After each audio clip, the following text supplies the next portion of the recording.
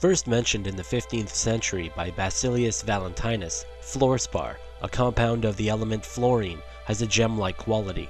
First used by German miners as an aid to smelt ore, the miners began to show symptoms of disease.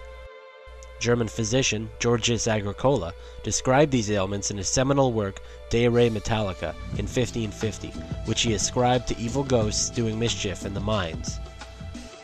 100 years later, on the island of Great Britain, copper smelting became a major industry. Copper ore from Cornwall and the abundance of coal in Swansea, Wales, made this coastal town a prime location for Britain's copper smelting activities. Wealth poured into Swansea, but copper smelting had its price. The town and once lush countryside surrounding Swansea was stripped of vegetation by noxious copper smoke that billowed from the smelter stacks and settled on the surrounding town and fields. Topsoil eroded. Livestock developed strange new ailments like swollen joints and rotten teeth. Soon, the smoke caused shortness of breath, decreased appetite, and other ailments in women and children. The Cornish copper ore purified in the Swansea smelters was high in arsenic, sulfur, and fluorspar. The sulfur and fluorspar from the smoke mixed with water and oxygen in the atmosphere to produce sulfuric and hydrofluoric acids, which rained down on Swansea as acid rain. Swansean farmers sued one of the major smelter owners for the damages caused, but lost the suit. It wasn't until the aluminum industry began to boom in the early 20th century that serious studies of fluoride began. Smelted in Denmark, a great river of this aluminum had armed soldiers with munitions and lightweight equipment during World War I. Kaj Rolholm, Copenhagen's deputy health commissioner, became the foremost expert on fluoride toxicity. Rolholm discovered that workers exposed to fluoride developed osteosclerosis, immobilized spinal columns, malformed knees and hips, caused severe lung diseases, and suffered from nervous disorders. More symptoms were discovered as his research progressed.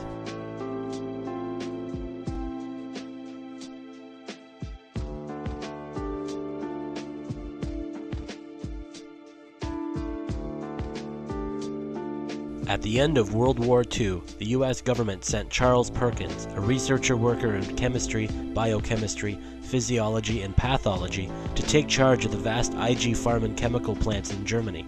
The German chemists at IG Farben told Perkins of a scheme which they had devised during the war and had been adapted by the German General Staff.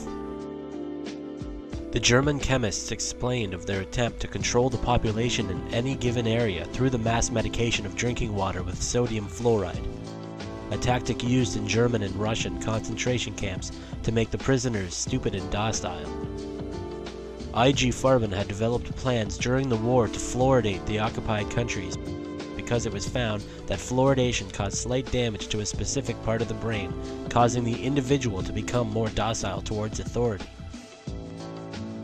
The pattern that we saw, it typically is what we see with other neurotoxic agents that are well known to cause a hypoactivity or a memory problem or an IQ problem. When I first presented the results of these studies, one of the individuals sitting and listening to the results, he says, "Do you have any idea what you're saying?" And he says, "You're telling us that we're reducing the IQ of children." And basically I said, yes. So how did fluoride, a known toxic agent, make the jump into our drinking water? Fluoride defenders will say there's two stories. There's the industrial story and there's the dental story, and ne'er the twain shall meet.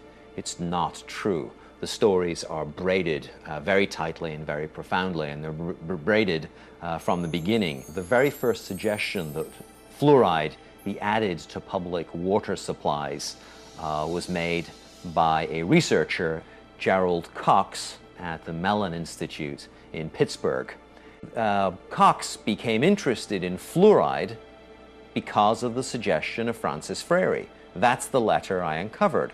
Francis Frary is the director of the aluminum laboratory for the Aluminum Company of America.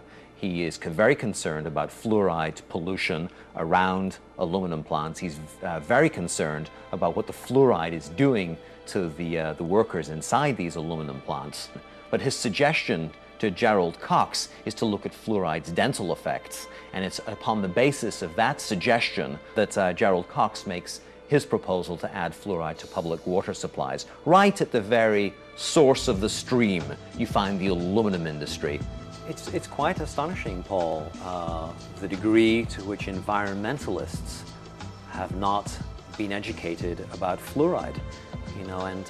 I'm a reporter, I'm not a scientist or a doctor.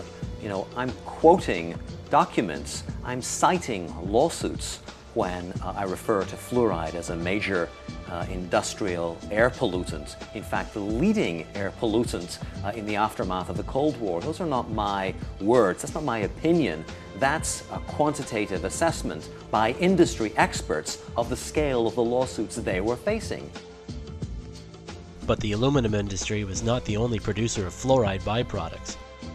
Brigadier General Leslie C. Groves was in charge of the Manhattan Project, America's biggest and best wartime secret of World War II. Manhattan Project scientists use a gaseous diffusion technology to refine uranium, forming a volatile gas called uranium hexafluoride, breathed by workers. By January 1945, the Manhattan Project was consuming some 33 tons of uranium hexafluoride each month. Those working with the poisonous fluoride became ill with central nervous system injuries.